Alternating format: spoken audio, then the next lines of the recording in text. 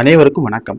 சற்று முன் வெளியான முக்கிய அறிவிப்பின்படி வங்கிகளில் நகைக்கடன் வைத்துள்ளவர்கள் அனைவரும் பயன்பெறும் வகையில் நகைக்கடன் தள்ளுபடி குறித்து தற்போது முக்கியமான மகிழ்ச்சியான அறிவு ஒன்று வெளியாகியுள்ளது. இதை பத்தி வீடியோல பார்க்க போறோம். வீடியோவை கடைசி வரைக்கும் ஸ்கிப் பண்ணாம பாருங்க. வீடியோல போறதுக்கு முன்னாடி இந்த வீடியோ லைக் பட்டனை பிரஸ் பண்ணிக்கோங்க. இப்பதான் இந்த சேனலுக்கு ஃபர்ஸ்ட் டைம் இருக்கீங்கன்னா சப்ஸ்கிரைப் பட்டனை பிரஸ் பண்ணிக்கோங்க. கூடவே பெல் ஐகான் பிரஸ் பண்ணிக்கோங்க. வாங்க வீடியோக்குள்ள போகலாம். தமிழக மகளிர் உரிமை திட்டத்தின் கீழ் ஒரே தவணையாக ரூபாய் 5000 வழங்கி இல்லத்தரசிகளை வேப்பில் ஆழ்த்திய முதலமைச்சர் மு.க.ஸ்டாலின் அடுத்ததாக தனது தேர்தல் வாக்குறுதிகளில் மிக முக்கியமான ஒன்றான நகைக்கடன் தள்ளுபடி அறிவிப்பை எடுத்துள்ளார். ரூபாய் 5000 வரவைக்கப்பட்ட உற்சாகத்தில் இருக்கும் பொதுமக்கள் மத்தியில் வங்கிகளில் அடமானம் வைத்துள்ள நகைகள் எப்போது வீடு திரும்பும் என்ற எதிர்பார்ப்பு மக்களிடையே உள்ளது.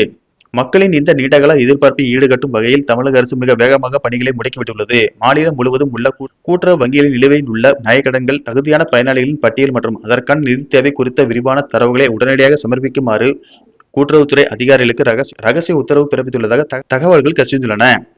கோடைகால சிறப்பு நிதி மூலம் பெண்களின் ஆதரவை திரட்டியுள்ள திமுக அரசு நகைக்கடன் தள்ளுபடி மூலம் ஏழை மற்றும் நடுத்தர வர்க்கத்தினரின் வாக்குகளை முழுமையாக தக்கவைக்க வழிவகுத்துள்ளது. கடந்த சில ஆண்டுகளாக பொருளாதார சிக்கல்களால் தவித்து வரும் சாமானிய மக்கள் இந்த நகைக்கடன் தள்ளுபடி தங்களுக்கு பெரும் நிம்மதியை தரும் என நம்புகின்றனர். ஏற்கனவே வழங்கப்பட்ட ரூபாய் 5000 உரிமத்தையே அரசு மீதான நம்பகத்தன்மை அதிகரித்துள்ள சூழலில் பிப்ரவரி இறுதிக்குள் வெளியாக வாய்ப்புள்ள இந்த நகைக்கடன் தள்ளுபடி அறிவிப்பு ஒரு மிகப்பெரிய திருப்புமுனையாக அமையும் என்று எதிர்பார்க்கப்படுகிறது.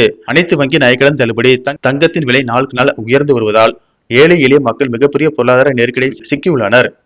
தற்போதுள்ள நகைகளை அடமானம் வைத்து வந்தாலும் ஏற்கனவே அடமானத்தில் இருக்கும் நகைகளை திருப்ப முடியாமல் சிரமப்பட்டு வருகின்றனர். கடந்த முறை நகைக்கடன் தள்ளுபடி செய்யப்பட்ட போது சில நிபந்தனைகளால் இந்த தள்ளுபடி கிடைக்கவில்லை.